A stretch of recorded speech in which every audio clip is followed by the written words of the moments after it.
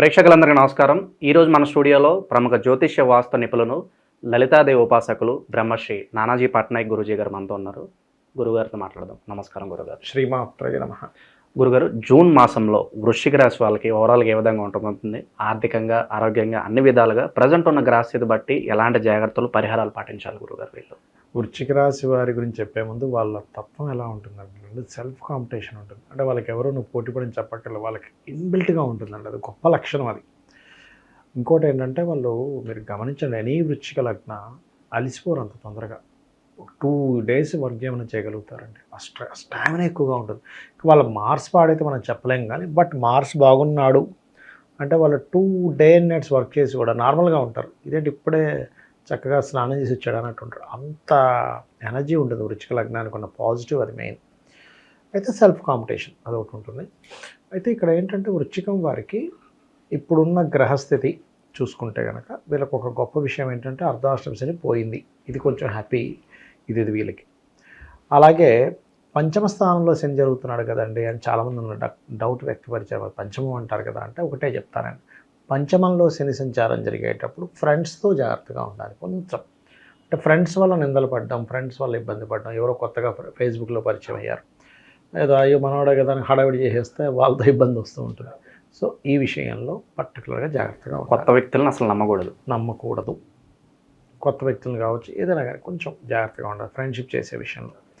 ఇంకోటి ఏంటంటే చాలామంది వ్యక్తపరుస్తుంది ఏంటంటే, నన్ను అడుగుతున్న విషయం చెప్తాను, ఏమంటే గురువు అష్టమంలోకి వెళ్ళిపోతున్నాడు కదా, గురుబలం పోతుందేమో అంటారు. నేనేం చెప్తానంటే గురుబలం పోవడం రావడం కాదు, అక్కడ గురుబలం దేనికి ఇస్తుంది ఈజ్ మోస్ట్ ఇంపార్టెంట్. చాలామంది ఏమనుకుంటారంటే పంచమంలోని, సప్తమంలోని, భాగ్యంలోని ఉంటేనే గురుబలం అనుకుంటారు. కాదు, మీకు అష్టమంలో ఉంటే కూడా 2వ స్థానాన్ని చూస్తాడు. అంటే ఏమిటి, ధనస్థానాన్ని శుభపరుస్తాడు గురువు. అదే కాకుండా ఈ లగ్నానికి శుభుడు అండి గురువు. పర్టికులర్గా పంచమ ద్వితీయాధిపతి. మనకి పరాశర మహర్షి చెప్పినటువంటి సర్వే త్రికోణ నేతారో గ్రహా శుభఫలప్రదా సూత్రం అది. అంటే త్రికోణాధిపతులు శుభ ఫలితాలు ఇస్తారు, అది ఎక్కడున్నా కూడా.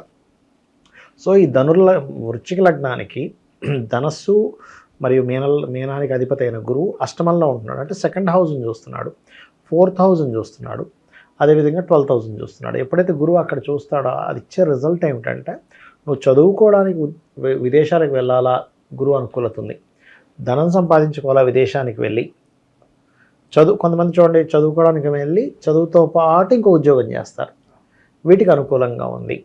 ఇంకోటి ఏంటి, ఈ రాహుకేతులు కూడా ఎలాగో మారుతున్నారు కాబట్టి 4వ స్థానంలో ఎప్పుడైతే రాహు ఉంటాడో, బయట దేశాల్లో అక్కడ PR లేకపోతే గ్రీన్ కార్డ్ హోల్డర్స్ అవుదామని ప్రయత్నం చేస్తూ ఉంటారు సార్. ఇక్కడ నుంచి ఈ స్టెప్స్ బాగా పడతాయి వాళ్ళకి, అక్కడే స్థిరపడే అవకాశాలు ఎక్కువ కనిపిస్తుంటాయి వాళ్ళకి సహజంగా అనమాట. అదొకటి మనం ఈ మంత్లో ఈ ఫలితం ఉంది అని చెప్పి మనం చెప్పుకోవచ్చు. ఫైనాన్షియల్గా బాగుంటుంది, no need to worry. Okay. ఇక బిజినెస్లో పార్ట్నర్షిప్ బిజినెస్లు పెట్టుకోవాలని ఆలోచిస్తూ ఉంటారు, అవి కలిసి వస్తాయి అంటారు గురుగారు వీళ్ళకి? ఒకటేనండి, ఎప్పుడు కూడా పార్ట్నర్షిప్ బిజినెస్ అనేది గోచారం ద్వారా చెప్పకూడదు. వాళ్ళ పర్సనల్ చార్ట్లో 7th హౌస్ అండ్ బుధుడు ఎలా ఉన్నాడో చూసుకోవాలి. ఏ వ్యాపారాలు కలిసి వస్తాయి కూడా చార్ట్లోనే చూసుకోవాలి. ఎందుకంటే కొంతమంది చూడండి 2-3 వ్యాపారాలు చేసిన అవన్నీ నష్టపోయాను, ఇది మాత్రం చాలా బాగా కలిసి వచ్చిందంట. అంటే ఇది కలిసి వచ్చే వ్యాపారం, ఇవేవి కలిసి వచ్చేవి కాదు. అదొకటి ఎత్తు అయితే, ఇంకోటి మీరు గమనించండి, ఎవరైనా ఫస్ట్లో వ్యాపారం అద్భుతంగా సాగింది, 5 సంవత్సరాల తర్వాత నష్టం వచ్చిందంటే దాని అర్థం ఏంటి, ఆ వ్యాపారం కలిసి రాలేదని కాదు అక్కడ అర్థం, వ్యాపారంలో నష్టపోయే సమయం వచ్చిందని అర్థం. ఎవరైనా ఏ వ్యాపారం పెట్టేటప్పుడైనా 2 విషయాలు జాగ్రత్తగా చూసుకోవాలి. ఒకటి, ఈ వ్యాపారం నాకు పనికొస్తుందా లేదా, నేను ఇప్పుడు ప్రారంభించే సమయం కరెక్టా కాదా. ఇప్పుడు వర్షం పడుతుందండి, మిరపకాయ బజ్జీలు అమ్ముకునేవాడు బాగుంటుంది, ఆ వర్షంలో మీరు వెళ్ళి ఇంకోటేదో అమ్ముతారంటే ఎట్లా, అది సెట్ అవ్వదు కదా. అట్లా ఏంటంటే నీకు ఇప్పుడు ఈ వ్యాపారం కలిసి వస్తుందా లేదా, అందులో నువ్వు సర్వీస్ ఓరియంటెడ్ చేయాలా, ప్రోడక్ట్ ఓరియంటెడ్ చేయాలా, ఇది ఫస్ట్ తెలుసుకోవాలి ఎవరైనా. ఇప్పుడు చాలామంది ఫుడ్ బిజినెస్ అంటారు, ఫుడ్ బిజినెస్లో కూడా 2 రకాలు ఉంటాయి. నువ్వు జొమాటో పెట్టుకుంటే సర్వీస్ అవుద్ది, హోటల్ పెట్టుకుంటే ప్రోడక్ట్ అవుతుంది, అది ఫస్ట్ తెలుసుకోవాలి. రెండవది ఏంటంటే this is right time or not, ఈ నెలలో చేయొచ్చా, ఓ 2 నెలలు ఆగి చేయాలా, లేకపోతే 6 నెలలు ఆగి చేయాలో తెలుసుకోవాలండి ఎప్పుడైనా వ్యాపారం. అది చాలా ప్రధానమైన విషయం. వ్యాపారం ఒకటే కాదు, ఇన్వెస్ట్మెంట్ చేసే విషయంలో కూడా 12th లార్డ్ పాడయ్యాడు, దానికి పాపగ్రహ సంబంధం వచ్చింది, నువ్వు ఇన్వెస్ట్మెంట్ చేస్తే ఆ ఇన్వెస్ట్మెంట్ డెడ్ ఇన్వెస్ట్మెంట్ అవుతుంది. అలాగా 12th లార్డ్ బాగున్నాడు. కొంతమంది, నేను ఒకసారి ఒక చిన్న ఉదాహరణ చెప్తా, సందర్భం వచ్చింది కాబట్టి, ఒకళ్ళు ఇది కరెక్ట్గా ఒక 10 ఏళ్ళు అవుతుందండి, 8-10 ఏళ్ళు అవుతుంది. ఎకరం 10 లక్షలా తీసుకున్నారు. అవతల బిహెచ్ఎల్ అవతల ఎక్కడో అంతే ఉండేవి అప్పట్లో. తీసుకునేటప్పుడు నన్ను అడిగారు, ఏమంటే మీకు ఇప్పుడు రైట్ టైం గోల్డెన్ పీరియడ్ ఇది, మీరు తీసుకోండి. 7 ఎకరాలు తీసుకున్నారండి. ఇప్పుడు అది 100 టైమ్స్ పెరిగిపోయింది దాదాపుగా. ఓకే. అసలు వాళ్ళకి అసలు ఊహించలేదు, ఇంత అయిపోయింది ఏమిటి అసలు. వాళ్ళు అప్పుడు పెట్టేటప్పుడు ఏంటంటే, అబ్బో అన్ని డబ్బులు తీసుకొచ్చి 70 లక్షలు పెట్టి 10 ఎకరాలు కొంటున్నాం ఏంటి పరిస్థితి. ఎందుకంటే వాళ్ళ పర్సనల్ చార్ట్లో భూమి మూలంగా ధనయోగం ఉంది. మీరు ఏంటంటే ఒక ఇన్వెస్ట్మెంట్ చేసేటప్పుడు రైట్ టైమా కాదా, బిజినెస్ పెట్టేటప్పుడు కానీ ఇన్వెస్ట్మెంట్ చేసేటప్పుడు రైట్ టైం ఆర్ నాట్, ఈ బిజినెస్ నేను చేయొచ్చా చేయకూడదా, లేదు బిజినెస్ చేయనండి నా డబ్బులు తీసుకెళ్ళి భూమి కొనుక్కుంటా అన్నప్పుడు ఈ భూమిలో నువ్వు పెట్టచ్చా పెట్టకూడదా, ఏ డైరెక్షన్లో ఉన్న భూమిని నువ్వు కొంటున్నావు. అందరికీ ఉన్న అపోహ ఏంటంటే ఈస్ట్ నార్త్ బాగుంటుంది అనుకుంటారు, కాదు, సౌత్ వెస్ట్ కూడా కలిసి వస్తుంది. అందరికీ ఈస్ట్ నార్తే కాదు, ఇది విషయం తెలుసుకోవాలి. చేసుకొని ఇప్పుడు వీళ్ళు కనుక బిజినెస్ రిలేటెడ్ సంబంధించిన వాటిలో అడుగు వేయొచ్చా వేయకూడదు అంటే వేయొచ్చు అని చెప్పొచ్చు మనం. ఇక వైవాహిక జీవితం ఎలా ఉండబోతుంది గురుగారు? ఇక్కడ 7th హౌస్లో సన్ ఉన్నాడు కాబట్టి వివాహం కోసం ప్రయత్నం చేసేటువంటి వారికి కొన్ని ఆటంకాలతో కూడుకొని మెడికల్ రంగాల్లో ఉండేవారు లేదా బిజినెస్ రంగాల్లో ఉండేటువంటి వాళ్ళతో వివాహం కుదురుతుంది. Point number 1. కాకపోతే వృశ్చికం వారికి 6లో శుక్రుడు ఉన్నాడు కాబట్టి 6లో ఎప్పుడు ఉండే శుక్రుడు ఏంటంటే కొంచెం వివాహ జీవితం విషయంలో చిన్న చిన్న డిస్ప్యూట్స్ ఇస్తాడు. ఎందుకంటే 6th హౌస్ కానీ 8th హౌస్ కానీ 11th హౌస్ కానీ, అందరూ 12th అనుకుంటారు, 12th కాదండి, 12th హౌస్లో శుక్రుడు ఉంటే వాళ్ళు చక్కగా ఉంటుంది వాళ్ళ life, matter life. 11th house పాడు చేస్తుంది ఎప్పుడు కూడా. 11 ముఖ్యంగా 6 ఎక్కువ పాడు చేస్తాయి. కాబట్టి 6th హౌస్లో గోచారంలో ఉన్న మీ పర్సనల్ చార్ట్లో 6 ఆర్ 11th హౌసెస్లో ఉన్న వివాహ జీవితం విషయంలో జాగ్రత్తగా ఉండాలి. కాబట్టి ఒక 1 month వివాహ జీవితం ఒకటే కాకుండా కొంతమంది స్త్రీలతో శత్రుత్వాలు ఏర్పడతాయి. అలా ఏదైనా స్త్రీ ద్వారా శత్రుత్వం ఏర్పడుతుంది అనుకునే విషయంలో కూడా వృశ్చికం వారు జాగ్రత్తగా ఉండాలి. నిరుద్యోగులకు ఏదైనా శుభవార్త ఉందా గురుగారు?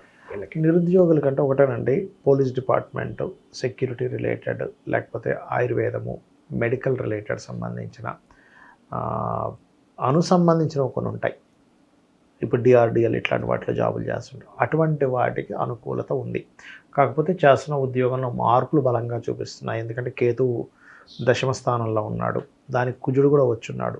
కాబట్టి ఏంటంటే వర్క్లో ఓవర్ స్ట్రెస్, వర్క్ ఎక్కువ ఉండడం, సుపీరియర్స్తో ఒత్తిడి, ఇవి కొంచెం ఉంటాయండి. దీనికి మరి ఏమిటి పరిహారము అంటే సింపుల్గా ఏం లేదు, కుజ కేతు గ్రహాల దగ్గర దీపారాధన చేయాలి ముఖ్యంగా. అలాగే దీంతోపాటు ఆంజనేయ స్వామి ఆలయానికి కానీ గణపతి ఆలయానికి కానీ వెళ్తున్నట్లయితే ఈ స్ట్రెస్ కంప్లీట్గా పోతుంది. ఓకే గురుగారు, అలాగే ఈ భూ కబ్జాలకు గురైన వాళ్ళు ఉంటారు, అలాగే కోర్టు కేసులతో ఎప్పటి నుంచో పోరాడుతున్న వాళ్ళు ఉంటారు, వాళ్ళకి ఏదైనా విజయం వచ్చే అవకాశం కనిపిస్తుంది గురుగారు?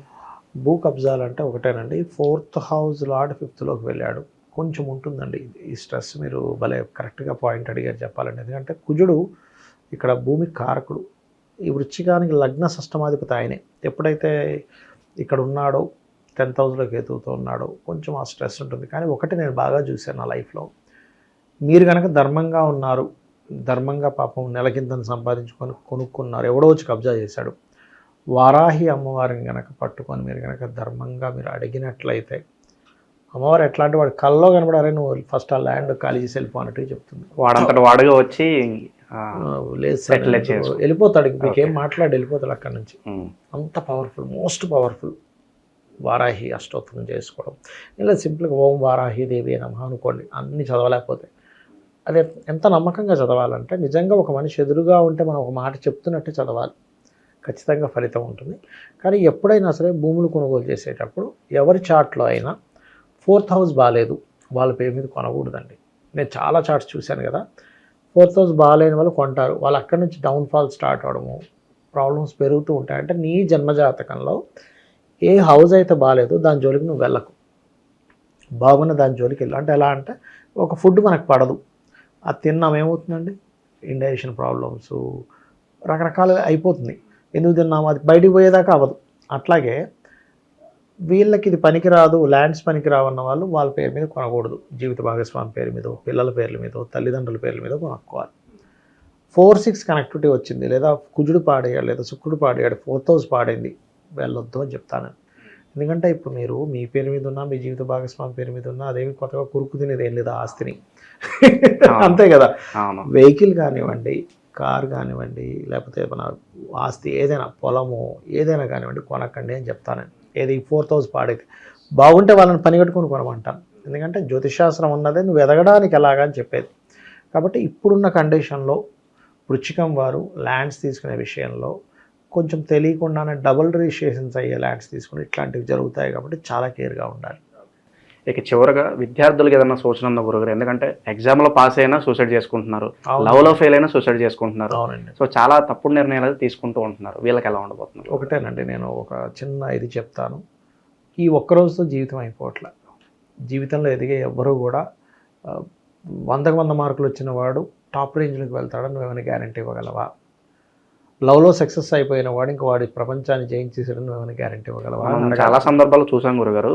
వెనక బెంచ్ లో కూర్చున్న వాడు ఏమీ తెలియని వాడే కంపెనీ చాలా కోట్లు సంపాదిస్తూ ఉంటాడు, కంపెనీలు పెడతాడు, రాజకీయ నాయకులు పెడతాడు, లేదా కోట్లు సంపాదిస్తాడు. అవును. అంత అద్భుతంగా చదివిన వాళ్ళు ఎందుకు నా క్లాస్మేట్స్ చాలామంది ఉన్నారు. అసలు వీడు షార్ప్ అబ్బా, అసలు వీడు ఎక్కడికో పోతాడు అనుకున్నవాడు పాపం చాలా చిన్న చిన్న జాబ్స్ చేసుకునేవాళ్ళు నేను చూశానండి. చూశాను. వాడు అసలు చదవడరా బాబు ఏమిటి అనుకునేవాడు పెద్ద పెద్ద కంపెనీలు పెట్టినవాడు నేను నా కళ్ళారా చూశాను. ఎలాంటి పరిస్థితుల ద్వారా ఇలా జరుగుతుంది గురుగారు? అంటే వాళ్ళకి స్పెషల్గా యోగాలు ఉంటే వాళ్ళు అనుకోవచ్చు. మంచి ప్రశ్న వేశారు. ఎందుకంటే 4th హౌస్ బాగుంటుంది, 2nd హౌస్ బాగోదు కొంతమందికి. అంటే 4th హౌస్ అంటే విద్యాస్థానం చాలా బాగుంటుంది. వాళ్ళు ఏంటంటే మెరిట్ గోల్డ్ మెడల్ సంపాదిస్తారు, కానీ ధనస్థానము కెరీర్ స్థానం బాగోదు వాళ్ళకి. అందుకని ఏమిటి ఉద్యోగం దగ్గరికి వెళ్ళేసరికి వాళ్ళకి రాదు. అలా కాకుండా 4th హౌస్ పాడవుతుంది కొంతమందికి.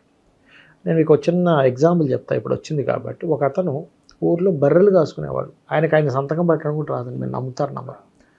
ఆయన ఏం చేశాడంటే ఊరు నుంచి సిటీకి వచ్చాడు. సిటీకి వచ్చి లేబర్స్తో పాటు ఈ బోర్డులు మోయడం లాంటివి చేసేవాడు. చిన్నగా చూసి ఈ బోర్డులు ఏదో నేనే వేస్తే సరిపోతుంది కదా చిన్న చిన్న బోర్డులు వేయడం మొదలుపెట్టాడండి.